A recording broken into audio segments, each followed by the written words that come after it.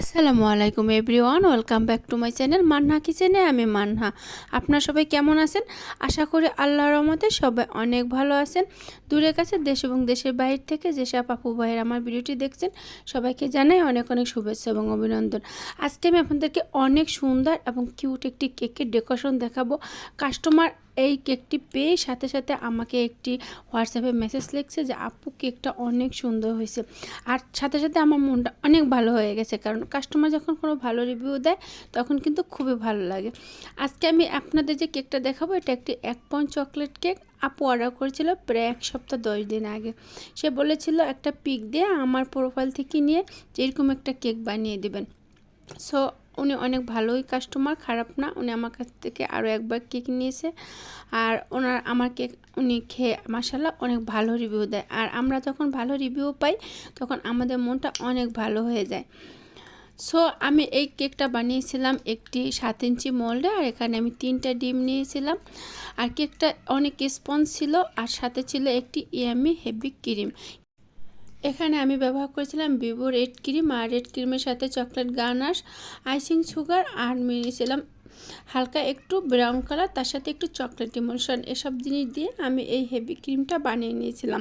আর এই ক্রিমটা অনেক ইয়ামি এবং টেস্টি হয়। আসলে এই ক্রিমটা খেতে এতটাই ইয়ামি হয়, বাজারি ক্রিম থেকে মাশাআল্লাহ বেশি বেশি ইয়ামি হয়, আর সবাই অনেক বেশি পছন্দ করে। আমি অল্প অল্প চকলেট গানাশ দিয়েছিলাম, বাট ওই সময় না আমার চকলেটটা একদম শেষ হয়ে গেছিলো।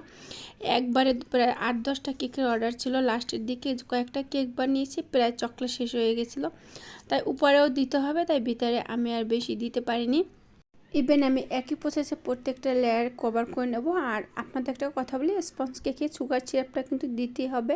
সুগার সিরাপ না দিলে এই কেক কিন্তু খেতে পারবে না, গলায় বেজে যাবে। সুগার সিরাপ দিয়ে যখন আমরা এটাকে ফ্রিজে রাখবো তখন এই কেকটা খেতে অনেক বেশি টেস্টি এবং ইয়ামি হবে। আমি অল্প ক্রিম দিয়ে ক্রাম পুডিং করে ফ্রিজে রেখে দেবো 20 থেকে 30 মিনিটের জন্য। আমার ভিডিওটি যদি ভালো লেগে থাকে লাইক দিয়ে কন্টিনিউ করবেন, আর বেশি ভালো লেগে থাকলে আপনার আত্মীয় স্বজন ফ্রেন্ডদের ভিতরে শেয়ার করে দিতে পারেন। আর আমার চ্যানেলে যদি প্রথমবার কেউ ভিজিট করে থাকেন সাবস্ক্রাইব করে অল বাটনে ক্লিক করে রাখবেন, যাতে আমি ভিডিও আপলোড করার সাথে সাথে আপনারা পেয়ে যান, আর আপনাদের সময় মতন আমার ভিডিওগুলো দেখে নিতে পারেন।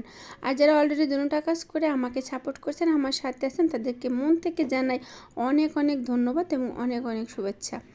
কথা বলতে বলতে ডেকোরেশন কাজ প্রায় শেষ করে ফেললাম। আর ক্রিম যদি স্মুথ এবং খুব পারফেক্টভাবে বিট করে তৈরি করা যায় তাহলে কেক বানাতে কোনো কষ্টই না। আমার কাছে কেক ডেকোরেশন করতে কোনো কষ্টের ব্যাপার না, কিন্তু সব কিছু রেডি করে নিয়ে আসতে আমার কাছে অনেক কষ্টের মনে হয়।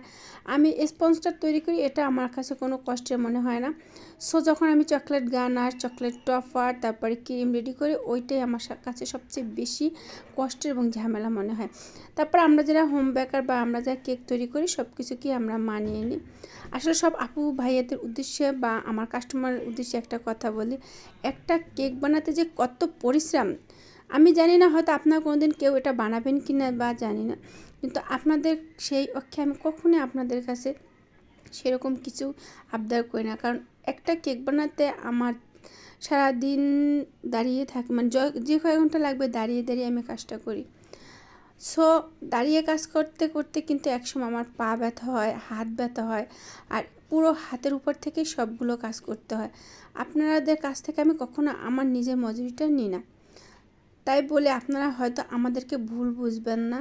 আমরা যারা হোম বেকার বা আমরা যারা কেক তৈরি করি, আমরা অনেক কষ্ট করে একটা কেক তৈরি করি, যার কারণে আমি কেকটা কমপ্লিট করার সাথে সাথে আলহামদুলিল্লাহ মাশাআল্লাহ বলি। কতটা কষ্ট করি তা আপনারা যারা না বানাবেন তারা বুঝবেন না। কেক বানানোই শেষ না, তারপর এটা প্যাকেটিংয়ের ব্যাপার। যতক্ষণ না পর্যন্ত কাস্টমারের কাছে না পৌঁছে ততক্ষণ পর্যন্ত আমার মানসিক শান্তি তো দূরের কথা, আমার মনটাই খারাপ হয়ে যায়। মানে যতক্ষণ পর্যন্ত আমি না দেবো ততক্ষণ আমার ঘুমও আসবে না, মাথাও ঠিক হবে না। এভাবে আমরা যারা হোম বেকার বা আমরা কেক তৈরি করি, একটা কেকের পিছনে যেরকম মেধা দিতে হয়, সময় দিতে হয়, কিন্তু মানসিক টেনশনও থাকে যে কেকটা আমি কিভাবে পৌঁছাবো, কাস্টমার পছন্দ করবে কি না, মানে অনেক কিছু যেটা আপনারা হয়তো যারা না বানাবেন তারা ফিল করতে পারবেন না।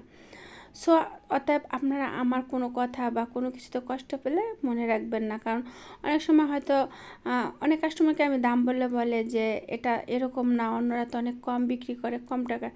আসলে তোমরা বুঝবাই না যে একটা কেক বানাতে কত কষ্ট। তোমরা ভালো কোম্পানি থেকে ভালো ভালো দামে কেক কিনে খেতে পারো, তখন তো তোমরা ভালো দাম দিতে পারো। আমরা তো তার এক গুণও কেকের দাম চাই না, তারপরও কেন তোমরা আমাদেরকে এরকম বলো?